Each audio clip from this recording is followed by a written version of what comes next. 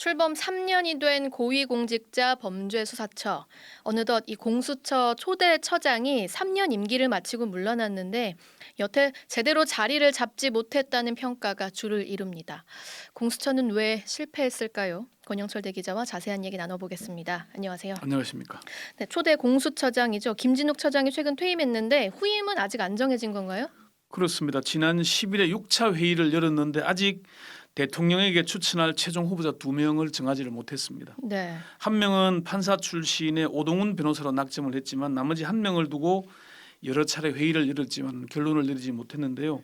여당 추천위원들은 판사 출신인 김태규 국민권익위원회 부위원장을 지지하고 있는데 추천위원 7명 중 5명 이상의 찬성표를 얻어야 되는데 그게 뭐 안 되고 있는 겁니다. 근데 얼마 전 법원행정처장이 교체됐는데 이걸 두고 뭐 공수처장 후보 선정 때문이다 이런 말도 나왔었는데 맞나요? 법원행정처장이 당연직 위원이거든요. 예. 뭐 법원행정처장의 역할이 워낙 많기 때문에 반드시 공수처장 후보 선정 때문이라고 하기는 어렵겠습니다만 예상보다 좀 빨리 임명된 것은 맞거든요. 네. 조희대 대법원장이 취임 첫 인사로 법원행정처장을 교체한 것은 윤석열 정부의 흐름에 맞추기 위한 게 아니겠냐.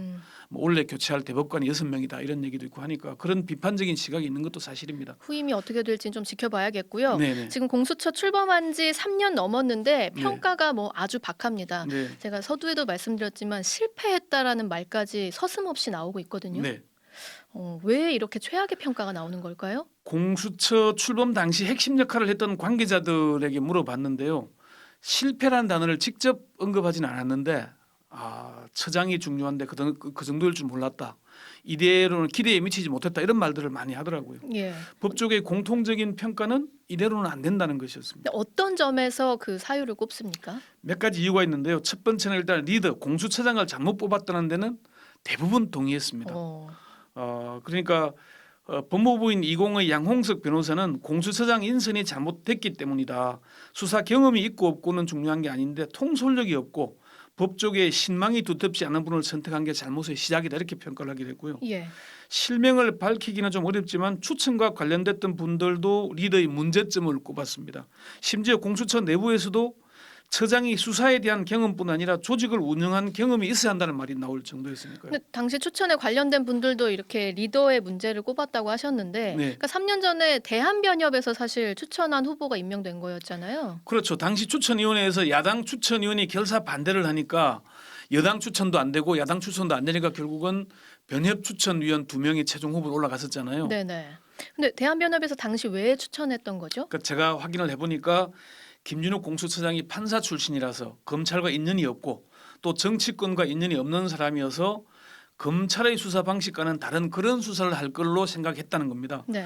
당시 상황을 잘 아는 한 중견 법조인은 김진욱 공수처장은 민주당과 같은 진보 계열 성향이 아니고 보수 계통의 판사 출신에다가 김현장에서 근무했고 성격이나 모든 면에서 봤을 때 전형적인 보수주의자였다.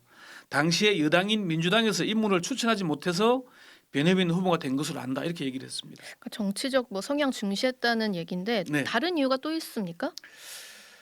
두 번째 이유는 그 공수처 검사를 뽑을 때 수사 경험뿐 아니라 법률가로서의 기본 소양이 있는 사람들을 뽑아야 되는데 나중에는 지원자가 없다 보니까 그냥 마구잡이로 뽑지 않았냐 이런 비판들이 있는 게 사실이거든요. 예.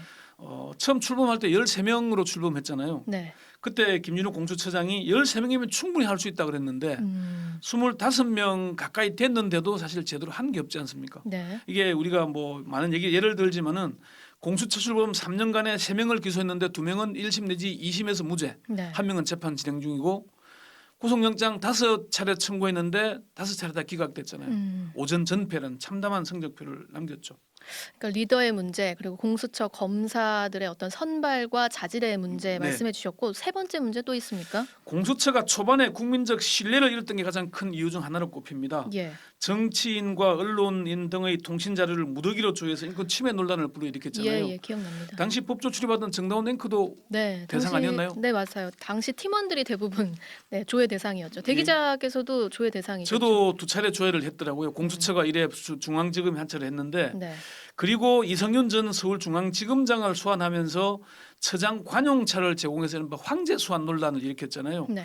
이런 비난을 받는 것들이 국민적 신뢰를 상실하는 계기가 됐다. 그래서 힘을 받지 못했다. 그런 얘기들 많이 있었습니다. 뭐 초반에 문제가 좀 있었습니다만 이후에 자리를 잡을 수도 있었는데 3년간 지금 자리 잡지 못하고 있거든요. 사랑의 문제, 제도의 문제도 중요합니다만 가장 핵심은 정치권이 잘 드는 칼, 이른바 유능한 수사 능력을 지닌 공수처를 원하지 않았던 게 아닌가 하는 그런 분석들이 있습니다. 저는 이를 이석수 효과라 이렇게 평가를 합니다. 이석수 효과요? 예. 어떤 거죠? 이석수 전 특별감찰관 얘기인데요. 이전 특별감찰관은 공안검사 출신이고 당시 우병우 민정수석과 가장 각별한 사이였거든요. 네네. 우병우 전 수석이 형이라고 부를 정도로. 그런데 특별감찰관에 임명된 뒤에 대통령의 동생 박걸영 전 유경재단 이사장을 사기 혐의로 고발하고 우병우 전 청와대 민정수석을 감찰을 했고 국정농단 사건의 단초가 된 미르 K스포츠재단과 관련해서 안종범 수석을 내사하기도 했거든요. 네네. 특별감찰관은 사실 수사권도 없고 압수수색을 할 권한도 없어요. 감찰 대상도 대통령의 배우자 및 사촌 이내 친족 그리고 대통령 비서실의 수석 비서관 이상의 공무원으로 한정이 돼 있습니다. 네네. 그런데도 현직 대통령의 탄핵을 불러온 사건의 실마리를 찾아냈던 거거든요. 이석수 효과 때문에 정치권이 사정기관에 대한 견제를 아주 거세게 하고 있는 거다. 전직 장관 이런 얘기를 하더라고요. 검찰도 있는데 또 공수처까지 오고 국회의원들은 공수처가 제대로 작동할 경우에 어떻게 될 것인가에 대한 두려움이 있었을 것이다. 국회의원들을 수사하는 특별수사기관이 하나 더 생긴 것에 대해서 국회의원들이 뭘 좋아하겠냐. 그러니까 공수처 출범에만 중점을 뒀지 사실 제대로 운영되기는 누구도 바라지 않았다. 이런 그러니까 말이군요. 실권을 가진 제대로 수사할 능력을 갖춘 공수처가 오면은 결국은 수사 대상이 국회의원이 제일 많잖아요. 네네. 그러다 보니까 좀 긴장했던 게 아닌가 하는 그런 얘기들도 합니다. 그래서 뭐 공수처 규모나 수사 영역, 수사 범위 이런 거는 다 뭐 나중에 보완하자 이러면서 그 출범을 시키는데 좀 급급했던 그런 문재인 상황이 정부의 있었죠. 고위 관계자에게 확인한 얘기인데 예. 일단 출범부터 시키자 이게 강했다 그래요. 그리고 출범한 뒤에 법률적으로 제도적으로 보완해 나가면 되지 않겠느냐. 예. 사실 공수처법이 통과가 제대로 안 돼서 패스트 트랙으로 간 거 아닙니까? 예, 예. 정상적인 방법이 아니잖아요. 그런데 법률 통과된 뒤에 개정한다? 사실 말이 안 되는 거잖아요. 그럼 공수처가 제대로 바로 서려면 어떻게 네. 해야 됩니까? 일단은 공수처장을 제대로 된 사람을 안치한다는 데 다들 공감을 합니다. 예. 지금 여당에서 밀고 있는 걸로 알려진 김태규 그 권익위원회 부위원장의 경우에 판사 재직 때부터 공수처의 존재 이유를 부정하고 설치 자체에 반대해 왔잖아요. 예. 그럼 이런 사람이 공수처장이 되면 공수처가 어떻게 되겠습니까? 그리고 윤석열 대통령도 사실 후보 시절에 이제 뭐 조건부로 얘기하긴 했습니다만 공수처 폐지하겠다는 입장이었잖아요. 공수처를 개혁하겠다고 했지만은 사실 조건부로 공수처가 계속 정처에서 벗어나지 못하고 야당 의원 거의 전원에 대해서 통신 사찰을 감행하다든지 하면은 공수처 제도에 대해서 철회하겠다, 폐지하겠다 이런 얘기를 한 적이 있죠. 리더 문제 말고 또 다른 조건이 있을까요? 일단 공수처 검사와 수사관들의 신분 보장 문제도 해결해야 됩니다. 네네. 검찰과 비교해서 너무나 이게 박하거든요. 예. 또 이런 그 사실 초기에 공수처 검사를 가고 싶어했다는 한 변호사가 이런 얘기를 하던데요.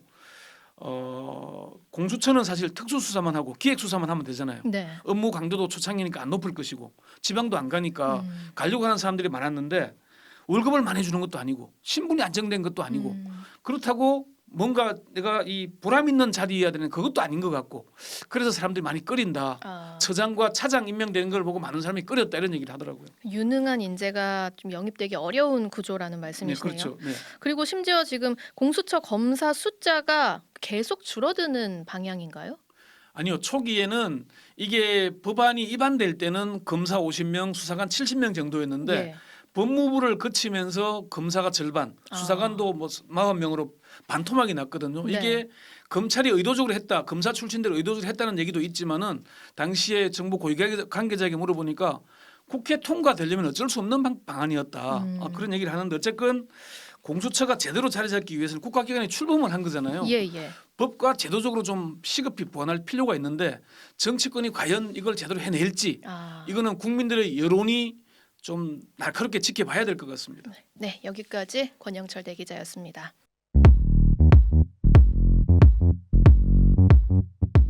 오늘 하루 뉴스 맥락 정다운의 뉴스톡이면 됩니다. 유튜브 노컷 채널 알림 설정하시면 매일 오후 5시 30분 실시간 참여하실 수 있습니다.